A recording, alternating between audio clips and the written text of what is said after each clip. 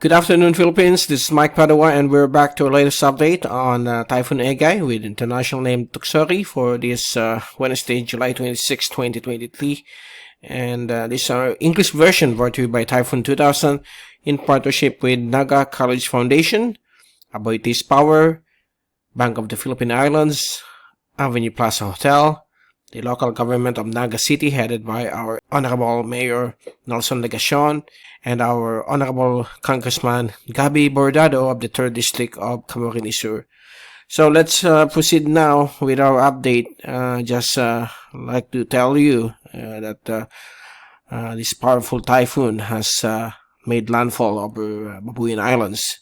I called it as island falls. Okay, because there's a couple of islands that has been struck by this powerful system. Although it's starting to weaken, but since the system is so large, around more than 1,000 kilometers across, most of Northern Luzon are being engulfed with very heavy downpour brought about by this powerful system. And what happened during the past 6 hours is that this system has undergone a eyewall replacement cycle, wherein the old eyewall is being replaced by a new one, but due to its interaction to the mountainous areas of Northern Luzon, it's weakened up rapidly, and it's only a Category 3 storm, but still a very powerful system with winds of 185 kph as of 2 p.m. this afternoon. And here's the fast animation around 3 p.m. until 10 p.m. last night. Actually, the track of all models is somewhat correct when the typhoon moved due west, but due to the eyewall replacement cycle, the eye wobbled to the south, and instead of passing over Dalupiri Island, the system has jogged to the south. It's called a wobble or trochoidal movement, since the storm is having some replacement cycle. So it moved to the south and stayed for 3 to 4 hours in the vicinity of Fuga Island. And this next animation will show to you that how erratic this storm, even though it's following the forecast track, just like what happened 3 years ago during Typhoon Ulysses, when it passed over the Karamuan Peninsula. Based on the forecast, it will just pass over the coastal waters, but due to the eyewall replacement also of Ulysses, the eye wall and the eye also have some wobble effects, and it hit the coastal areas of Partido, like Caramuan, Garcituena, and Siruma. So it's quite a very sad situation. And also here across Northern Luzon. Let's hope everybody is safe and still bunkered down, because the effects will still prevail through the evening, since it slowed down from 22 to just 7 or 5 kph as it stand by or remain quasi-stationary over Fuga Island between 5 a.m. to 8 a.m. This is the track that the system. See that? That's the time that the typhoon has undergone a eyewall replacement cycle. So when the system passed there, the eye shrink. That's a sign of an eyewall replacement cycle. The old one will be replaced by a new one. Then after a few hours, the system has already moved towards the northwest, following again the forecast model. So this is the microwave animation from CIMSS, as you can see here. Let's begin it first here. So this is now the eyewall replacement cycle. Then the old eye disappeared. There you go. And then another one will form later on the next animation. Maybe tomorrow you can see that a new one is forming. So that's how erratic storms goes when we have an eyewall replacement cycle. Sometimes it wobbles. It all wobbles up and down. So that's normal on replacing eyewalls. And here's the latest from the wind signal from Pag-asa. And as of this time, since the super typhoon has been downgraded into a Category 4 typhoon, with winds of 200 early this morning. Right now, it's only 185, category 3. And signal number 4 remains up over the northern portions of Cagayan and northwestern portions, and also northern Apayao, and these areas of Babuyan Islands and northern portions of Ilocos Norte is under signal number 4, meaning the winds of 120 to 178 or 184 kph will be expected over these areas, while the rest of Cagayan, rest of Apayao, northern Kalinga, Abra, and the rest of Ilocos Norte and northern portions of Ilocos Sur is under signal number 3, where winds of 95 to 118 kph will be expected, while the rest of Northern Luzon, including Pangasinan, Benguet, okay, as you can see it here, is under signal number 2 of winds of 65 to 90 kilometers per hour. The rest of Central Luzon, still including Metro Manila and Camarines Norte, is still under signal number 1, where winds in collaboration with the southwest monsoon of 30 to 60 kph will be expected across these areas. And so there you go. Within the next 12 to 24 hours, these signals will slowly be lifted once the system moves out of the Philippine area of responsibility, expected tomorrow afternoon. And here's the fast animation.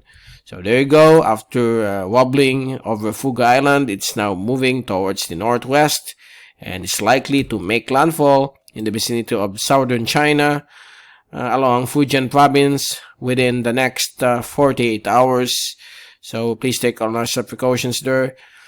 By the way, here's the latest zoom in satellite. This is 3-minute satellite loop from NOAA, which is remarkable animation. You can clearly see here the eye. It's beginning to reform after it undergoes an eyewall replacement cycle. And look at that. The whole of Luzon, from northern down to central, is under the influence of the rain bands of this powerful typhoon. And here's the latest loop from weathernerds.org.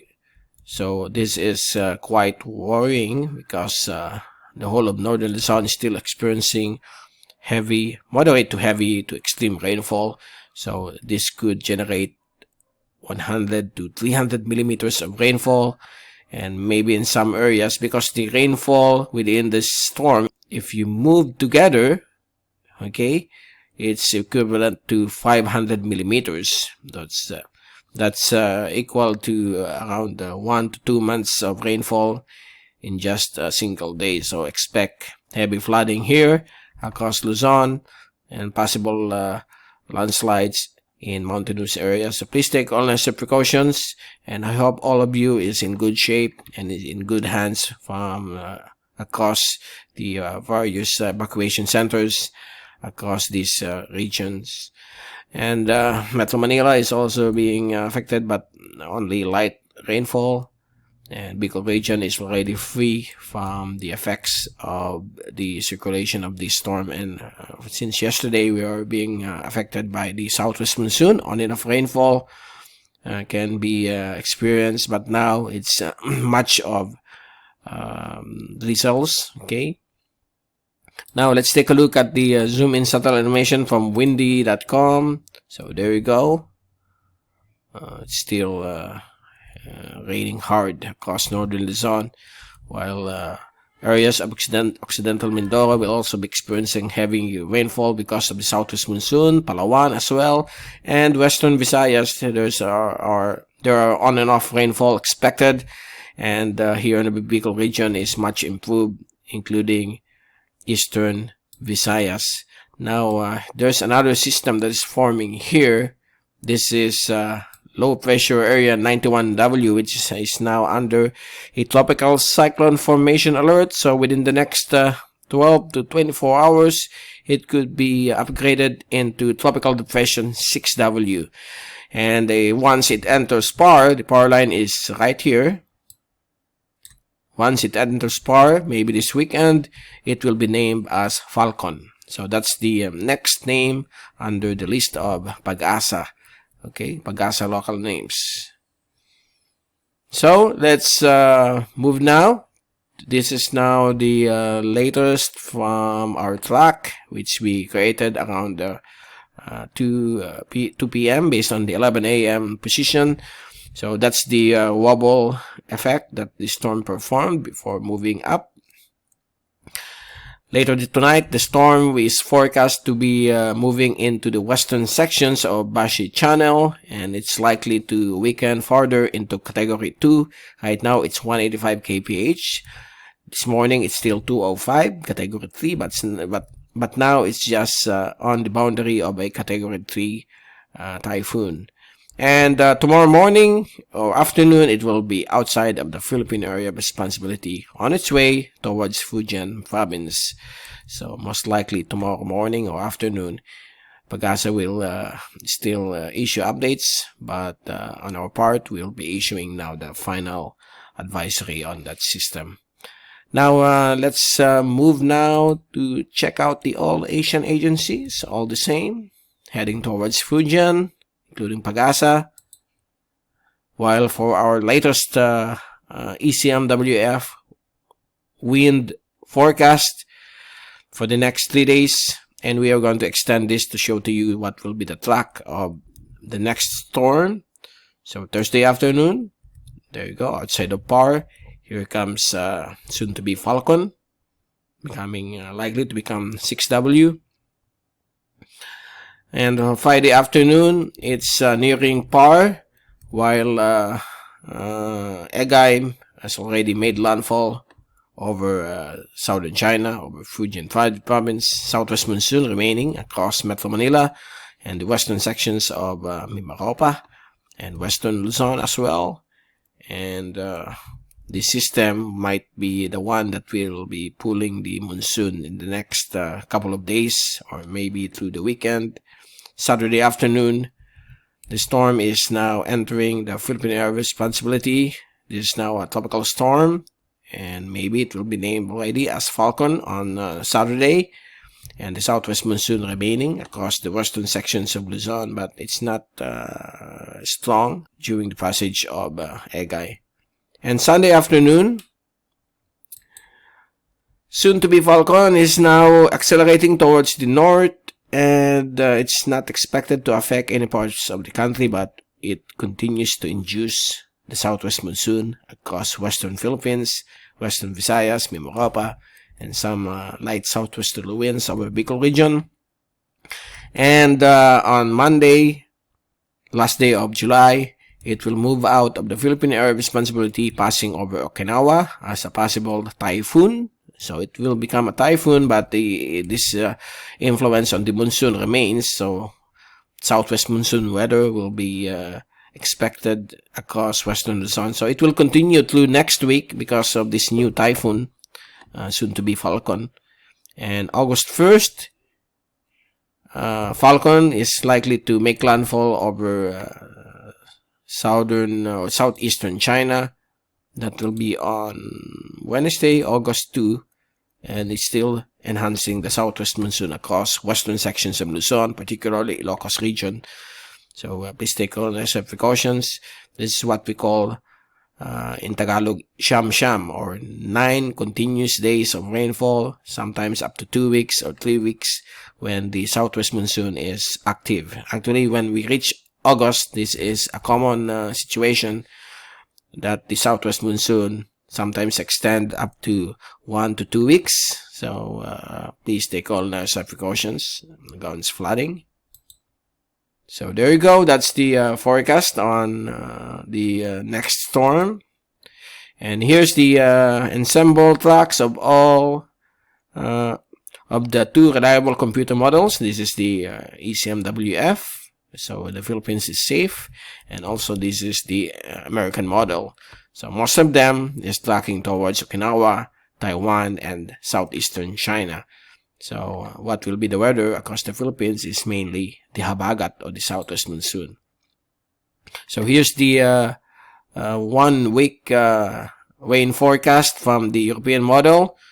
So here's Egay. As it exits, here's Falcon, and then it continues to enhance the southwest monsoon across the western sections of Mimaropa, particularly Occidental Mindoro, and also across the western sections of Luzon, from Batangas, Metro Manila, Bataan, Zambales, Pangasinan, La Union, and the rest of Ilocos region. So watch out for on and off rainfall extending through next week because of the new tropical cyclone expected to enter PAR this weekend. Okay, so that ends our update for this Wednesday afternoon, and we will return tomorrow to give you another update on Egay and soon to be named Falcon here at our Weather TV update at YouTube channel of Mr. Typhoon.tv. Again, thank you so much for watching our channel. Stay safe always, and God bless to all.